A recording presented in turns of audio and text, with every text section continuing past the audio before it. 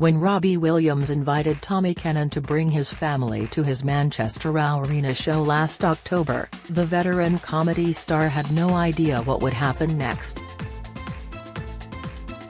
"We were about 150 feet from the stage. Robbie walked over, seemed to look right at me and saluted," Tommy tells me in that unmistakable Oldham accent.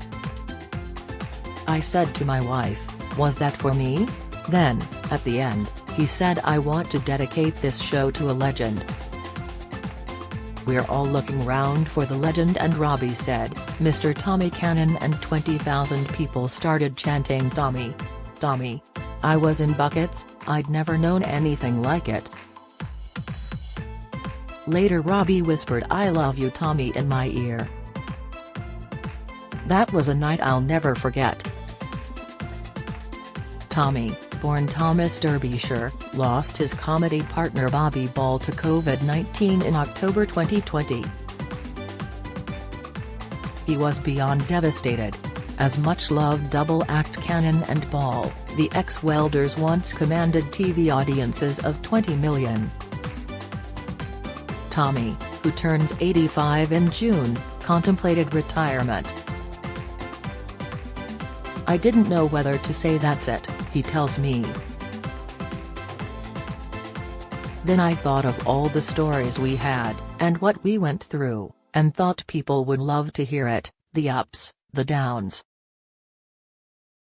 And I decided, I'll do it for us, partners."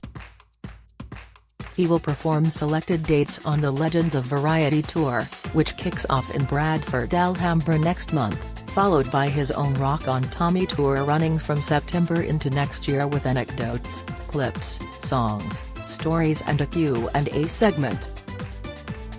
When Tommy started work on the shop floor of the Crane Fruhoff engineering factory in Royton, fellow welder Robert Harper was the first to talk to him.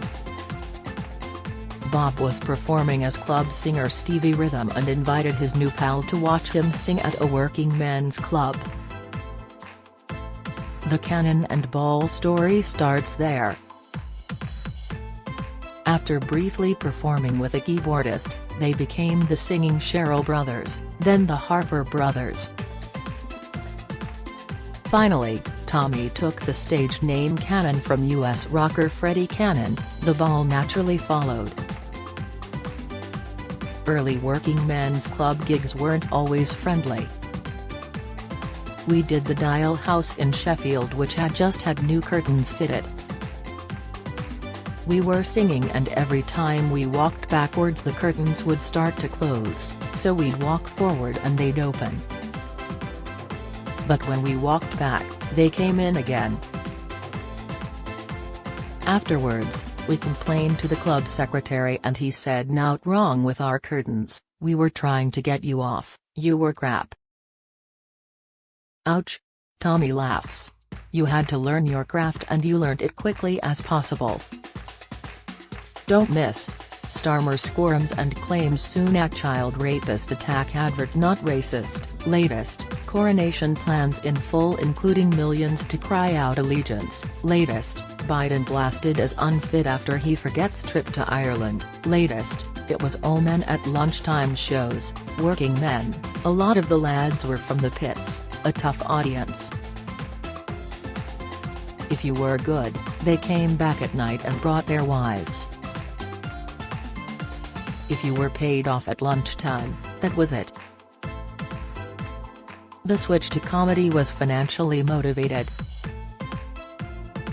Getting paid at a Yorkshire social club, they saw the comedian pocket £12 compared to their £3 each.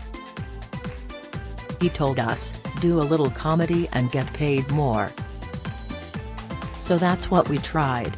And we died and got paid off.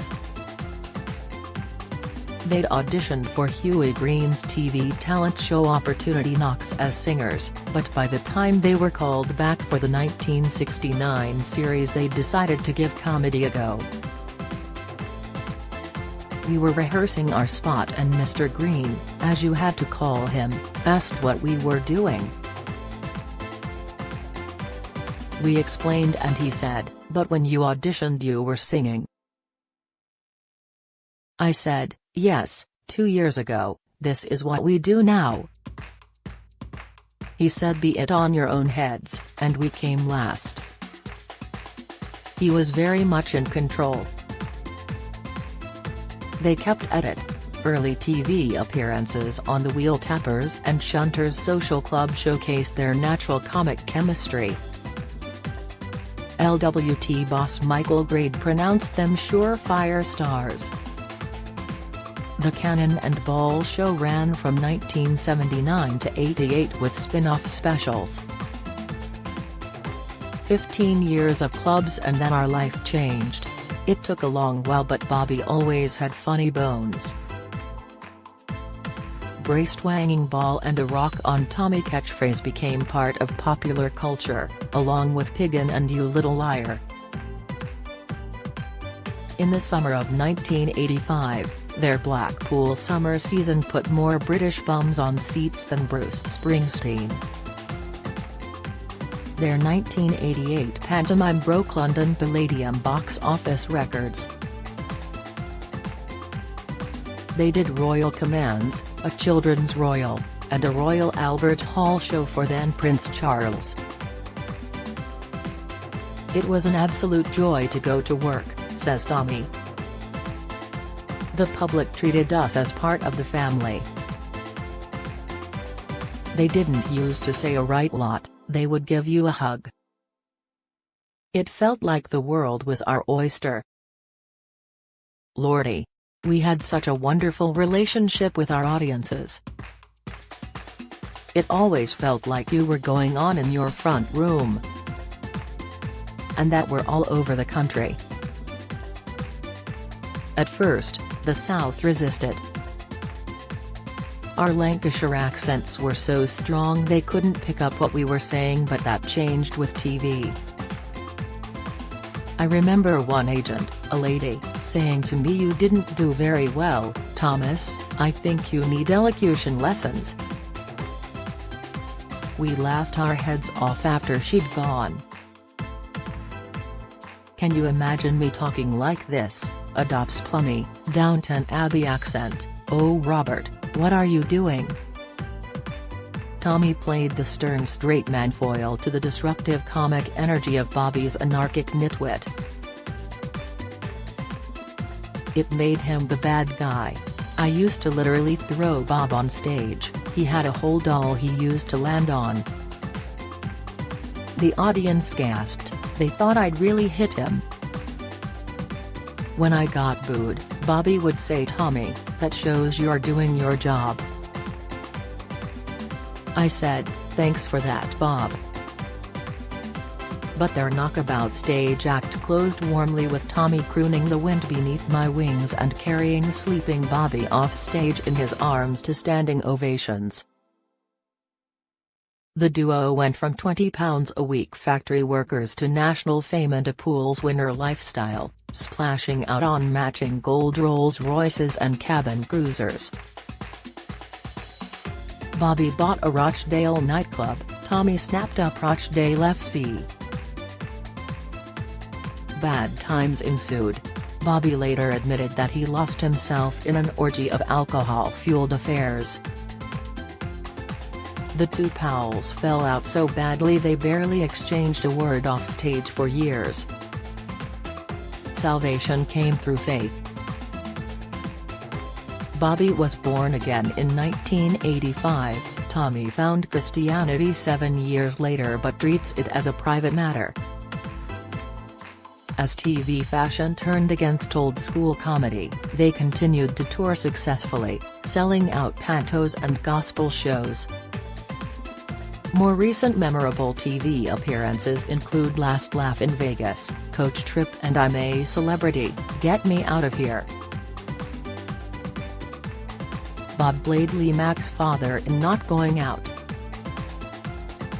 Twice married father of 5, Tommy lives near York with his second wife Hazel, an ex-dancer, and is philosophical about modern TV comedy. "Change is good if change is for the better," he says reflectively, pointing out today's comedies are deemed successful with 2 million viewers. I love Peter Kay, a great comic in the variety style, he adds.